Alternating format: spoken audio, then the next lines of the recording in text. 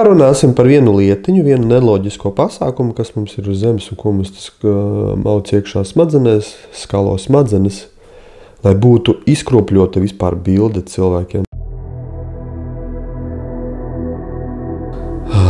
Cik bieži jūs skatāties uz augšu, uz debesīm, redzat mākoņus? Cik bieži jūs piefiksējat to, cik viņi ir lieli, cik viņi ir milzīgi? Kā jūs domājat, cik sverti šie mākoņi? Svars kāds viņam ir?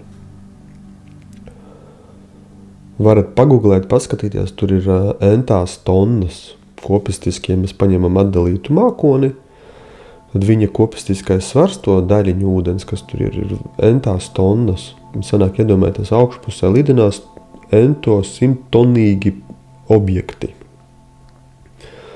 Bet viņi nekrīt uz zemi. Jautājums, kāpēc? Stāsta, ka tur tās daļiņas, tur viena otrs ir tik tālu, ka lūk, tāpēc tur tas, teiksim, nestrādā, nedarbojās tas pasākums. Bet pats mākonis, viņš tik ir objekts, ja? Jautājums, vai 1 tonna pūku un 1 tonna metāla? 1 tonna pūku un 1 tonna metāla. Vai tur ir kaut kādas atšķirības? Ja?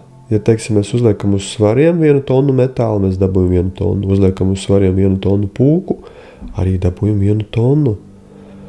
Apjoms atšķirsies, bet svars neatšķirsies. Un attiecīgi 1 tonna pūka, ja mēs uzliekam viņu uz svariem, viņa spiež ar tādu pašu svaru kā 1 tonna metāla.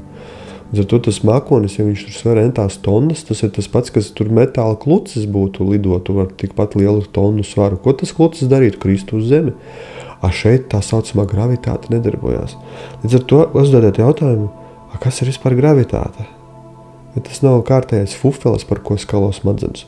Un tūlītās es jums to izstāstīšu, un jūs sapratīsiet, ka arī šeit, šajā jomā, skalo smadzenes kaut ko izdomājuši, lai savus tos modeļus, kuri viņiem ir izdomāti, lai viņus kaut kā iespraustu iekšā sociumā. Es tik nezinu, kāpēc viņam tas vajadzīgs, laikam, lai sociums neattīstās pareizajā virzienā, neuzdod jautājumus pareizajā virzienā. Viņš ir tāds, kas visu pieņem, visu, ko viņam pasaka, tad viņš arī tic. Un beigās viņš tic visām tam teorijām, tai pasaulē, kur ar realitāti īstenība nav nekāda sakara. Tā ir kāda izdomāta pasaule, un tas, kurš viņu ir izdomājis un ieviesis, viņš tur ir saimnieks, galvenais viņš tur ir boss, un visi viņa pasaulē ir, tātad viss, kas ir viņa pasaulē, visi tie ir dalībnieki, spēlētāji šajā pasaulē. Un viņš viņus var pārvaldīt tādā veidā, jo viņš ir radītājs, viņš ir radījis to visu. Lūk, šis princips šeit darbojās. Un tad par tā saucamo gravitāciju. Gravitācija vispār kādā sakarā ir šāds vārds mums iedots, jā. Latiņu valodas, tas ir smagums, nevis gravitāte. Un attiecīgi mēs varam izvirzīt teoriju, kā smagums, kas tas ir tāds smagums. Mums saka smagums, ar kuru zeme pievelk šo objektu. Viens objekts pievelk otru objektu, tas ir pievilkšanās spēks, jā, tā saucamā magnētisms. Bet jautājums, kāpēc ir tādas, teiksim, 100-tonīgie kaut kādi vieni objekti, kaut kas pievelk, kaut kas nepievelk, vienus, kas sver tur entās tonnas pievelk, citu nepievelk, blīvums sanāk, jā, atkarīgs no blīvuma. Tad mēs šito visu analizējot varam nonākt pie teorijas, kura arī ir dzīvot spējīga tikpat labi kā gravitātes teorija. Kas tā ir par teoriju?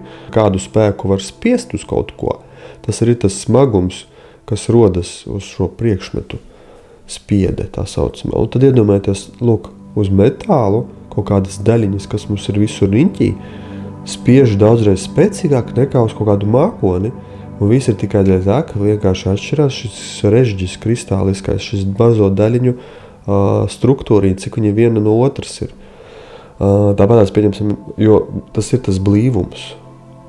Un šis pasākums šeit visur darbojās. Un līdz ar to, ja mēs šito visu paņemam, tad viss ļoti loģiski uzreiz saliekās. Kāpēc mākoņi, kas sver 100 tonnas, nekrīt uz zemi, bet lidinās gaisā? Jo viņām tā daļiņu struktūra ir tik plaša, jā. Attālums starp tām daļiņām ir tik lieli, ka uz katru daļiņu spiežot, kopistiskais tas spiedes moments, jā, cik tā kaut kāda masa, tā saucamais ēters vai melnā matērija, kura tā kā līst uz leju, Viņa nevar nospiest uz leju tos mākoņus, viņi paliek līdz ar to karājoties gaisā, kaut arī viņi sver entās tonnas. Un šeit uzreiz var, teiksim, saprotot šo visu pasākumu, mēs uzreiz varam virzīties elektrības virzienā, no kurienes tas viss rodās. Mums saka, tur elektroni un tie tur skraida. Kāpēc viņi skraida? Tur kaut kas tur pievelkās, tur negatīvs, pozitīvs, jo no augšas spiež matērija, un spiežot rada šo spiedi, spēku, un spēka iespējā tur sākās kustība, kustības iespējā rodas berzes viss šitais, un tas rada šos elektriskos visus tos pasākumus. Un fizika sanāk speciāli ir aizvirzīta kaut kādā strupceļā. Tur izskaidrot var ar kādām formulām, kurās, lai izskaidrotu to formulu, jāliek iekšā kaut kādi nezināmie, tur kaut kādi jāizdomā kaut kādi jauni, teiksim, daļiņas ar nosaukumu. Vienkārši nezinu, kas tas tāds ir, bet to vajag kaut kā apzīmēt, izdomā nosaukumu, ievieš, ka tas ir tas un tas un tas, ieliek tu kaut kādu viņai teiksim, to apzīmējumu, ieliek formula sāk strādāt. Bet formula sastāv no daudz nezināmajiem. Tādā veidā sanāk ir izdomāts kaut kas, kuram nav pamatojuma, lai reāli strādātu vispār kaut kāds savs izdomāts modelis. Ja mēs vienkārši loģiski padomājam un sākam uzdot jautājumus, tad mums, teiksim, skaidrs ir, ka, lai strādātu tā saucamā gravitācija, nevis, ka Zeme kaut ko pievelk, bet ka vienkārši spiež uz leju. Viss, kas ir gaisā, visus spiež uz leju šis spēks. Sanāk, ka šis spēks iet cauri visiem objektiem, pilnīgi visam, un šeit aiziet uzreiz visas uzlādes, visas eteriskais, tas pasākums enerģijas, jā, tās auras un viss šitais gaisma, arī sanāk ar kaut kādi viļņi, kas iet cauri, un kā tas viss savstarpēji miedarbojās. Un tad šādus jautājumus var uzdot, var skatīties forma, kā ietekmē, kā formas, teiksim, akmeņu dažādi šie struktūras, kristāliskais kaut kāds, kā tas visu šo ietekmē, kā tā enerģija iet caur tiem akmeņiem, kāpēc, teiksim, viens akmens ir dārgakmens, cits nav dārgakmens. Tad viņam struktūra ir kaut kāda cita, un viņš šī struktūra spēja tā kā vairāk, akumulēt šo ēteri vai enerģiju vai ko, un tad tā tas akmens iegūst šādas īpašības. Un šeit šo visu šādi uzdodot, analizējot, mums sāk pavērties jauna pasaule.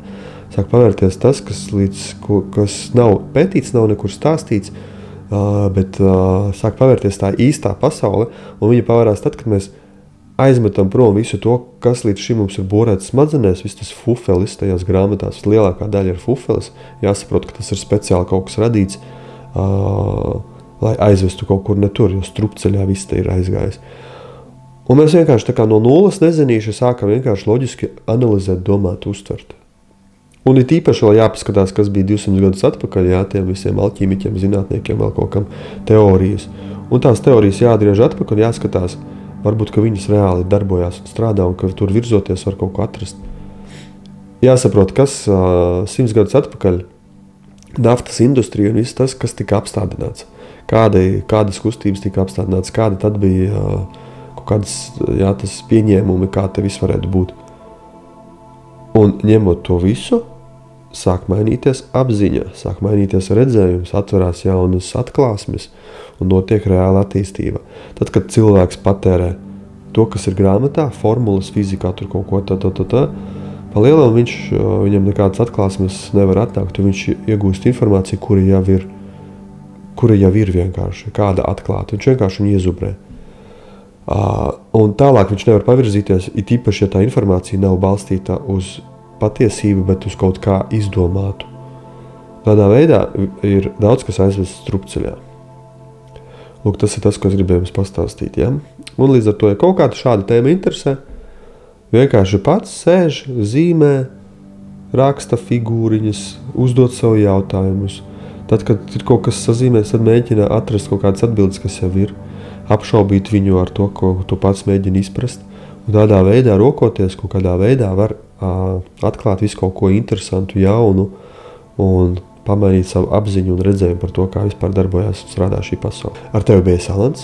Sargi sevi savus tuvos un tiekamies manos nākamajos video. Visiem saku čau. Tā.